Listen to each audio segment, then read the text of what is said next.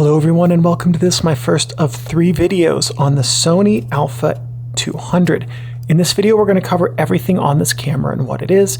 In the second video we will cover everything about how to use it except the menu systems, and then we'll cover all of the menus in the third video. Okay, let's jump right in. The Sony A200 is an interchangeable lens SLR.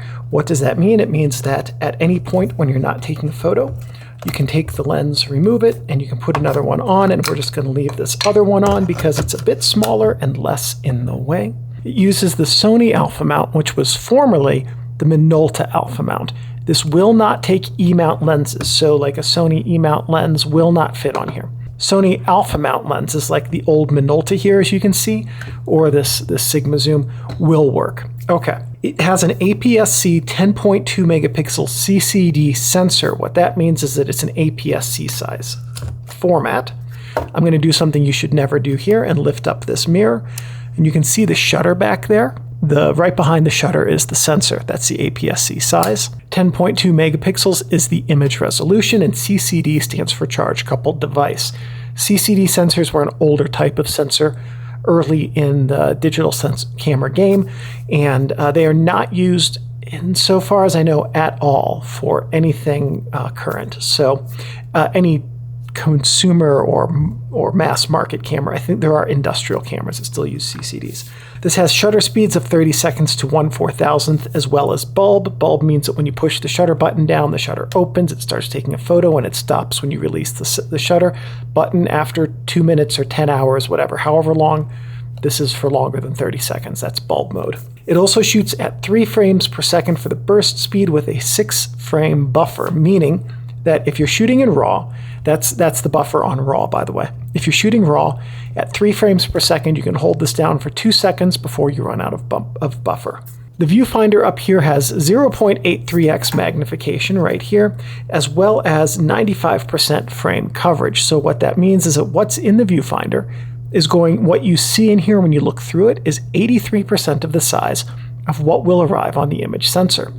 95% frame coverage means that if you assume that what we're looking at right now is what's going to be on the sensor, then about 2.5% on each side, as well as 2.5% on the top and bottom, will be in your image, but not in your viewfinder, which means that when you have your images back, if you made a slight misalignment, you can crop that without losing anything in your image. The ISO range is 100 to 3200, as well as an auto setting. Flash sync speed is 1/160th of a second. This cannot record video. It is stills only. It uses the exact same sensor as the A300, which came after it, and the A100, which came before it.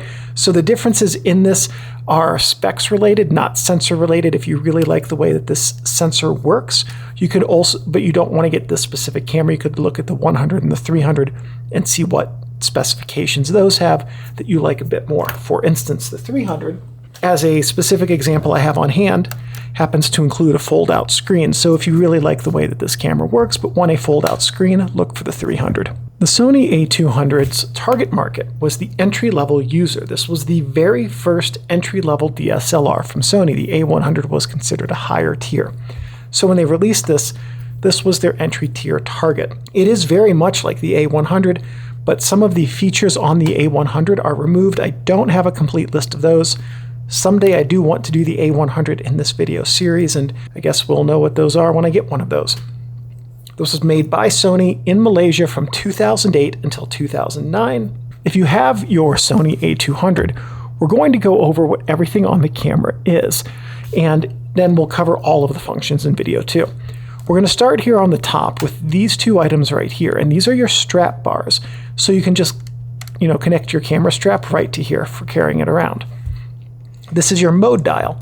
As you adjust this, you scroll through different camera modes, and we will talk about all of these in detail in video 2. This little white line here is your mode dial index. It tells you which mode you're selected to, as well as being the one that you can read when looking behind the camera. Flash hot shoe right here. This is an iISO flash hot shoe.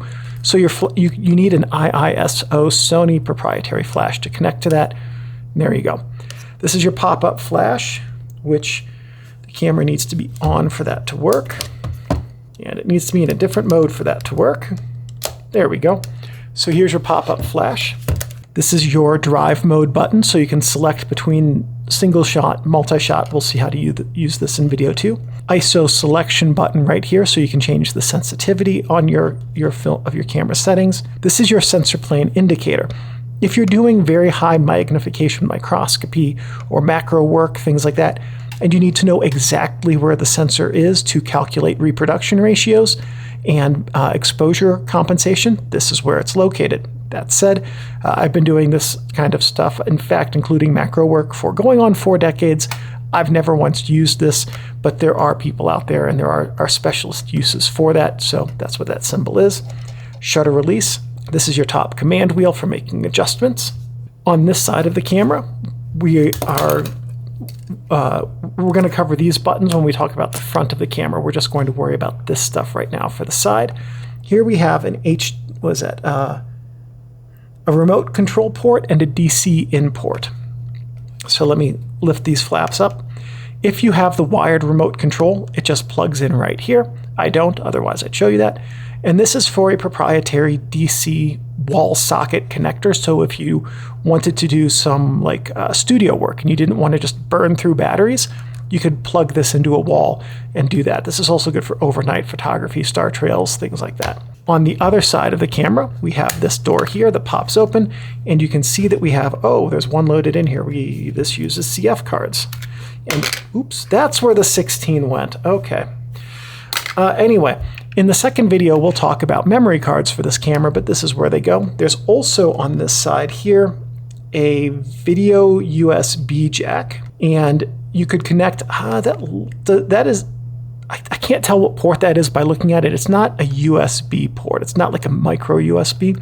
That might be another proprietary Sony port. I'm not sure.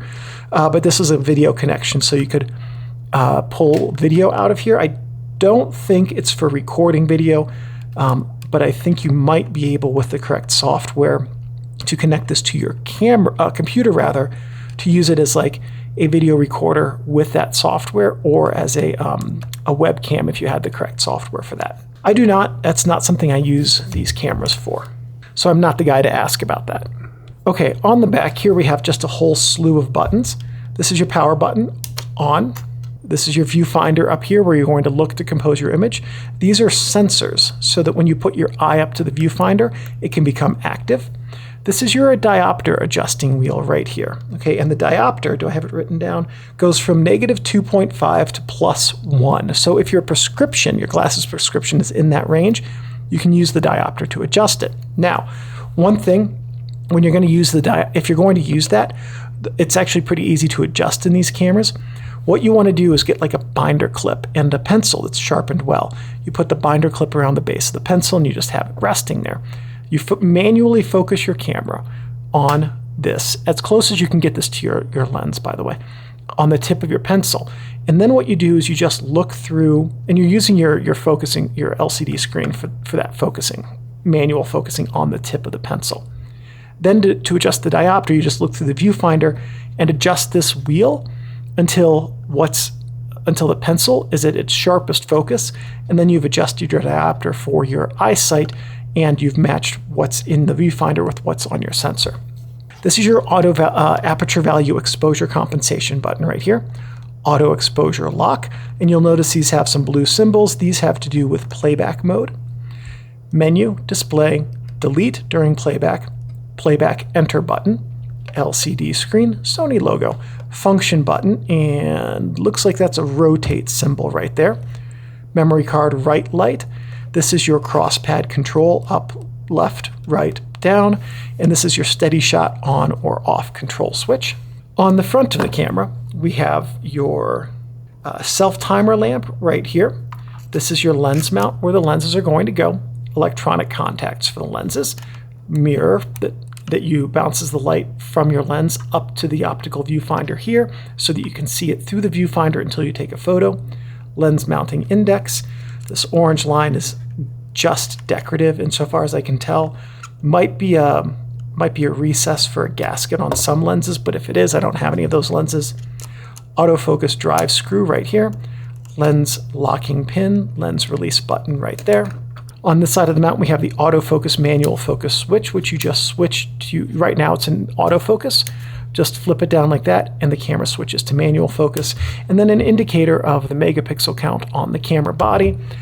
I don't know that camera makers still do that, because that was always much more of a marketing thing, because once you've bought the camera, or how often do you need to know that it's 10.2 megapixels? Anyway, on the camera's bottom, we have a few things here. This is your battery door right here, and in the second video, we'll talk about battery options and how to change them, so on and so forth. Tripod socket for connecting this camera to a quick release plate or tripod. Registration information. Sony, more registration information. Serial number, UL listed. And that's what's on the bottom. I do have some tips on how to use your Sony A200. Now, as I noted very early in this video, this can use the Minolta Sony A-mount lenses. So if you want to save a few dollars on lenses for your A200, take a look at the Minolta A-mount lenses. They tend to be fairly affordable on the second-hand market compared to other lenses of the same focal length, and that can be a very good way to get some good lenses for an affordable price. Also, many of the Minolta lenses are very good. When Sony bought the Minolta IP for the whole Alpha lineup, started making a lot of the same optical designs that were already in production for Minolta. So many of the Sony lenses use the exact same optical designs as the Minolta lenses. They're equally good. So you can save some money getting the Minoltas. Next up, this does use CF cards, and cameras that use CF cards now tend to be a little bit less expensive than cameras, that's the old style of CF card, by the way, than do comparable cameras that use SD cards. So if you're looking to get into a DSLR type of photography for an affordable price, the Sony or the early Sony Alpha bodies like this one that use CF cards can be a good way to do it. Plus, you don't need a very expensive CF card with these, because 10.2 megapixels is not a huge number of megapixels. Some things not to do with your camera.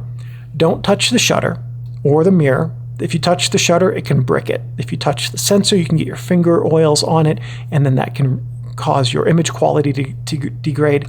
If you touch the mirror that's behind the lens, your finger oils can tarnish it, which can affect your autofocus and your metering. Both of those are bad. Don't leave your camera or lenses in your car, because they're great theft targets, but also extreme heat and extreme cold inside of a car in the summer or a car in the winter can damage the plastic components, can cause lubricating oils in here to get onto the aperture leaves of your lens, which can cause them not to work correctly, and so on and so forth. So even if you're just hopping into the gas station for a minute to pick up something to drink on the way home or whatever, don't leave your camera in your car. Don't store your gear in a plastic bag or box, because plastic is moisture permeable. If moisture gets into that plastic, it's going to have a harder time getting out. It will get onto your optics, which can cause fungus to grow, into your covering, which can cause it to smell like mildew, and just it can impair your image quality and make the camera unenjoyable to use. Don't let your Sony A200 get wet. It's not weather sealed, at least not to the best of my knowledge, and electronics and water have a long and well-documented history of not getting along. And just remember, your Sony A200 is a precision tool that should be handled with care and respect. And as long as you take care of your camera will take care of you. Now, if this video was helpful and you want to learn more about how to use this camera, here's a link in the card up somewhere on the screen to the second video, which will go through everything about how to use this camera except the menus, which we'll cover in the third video.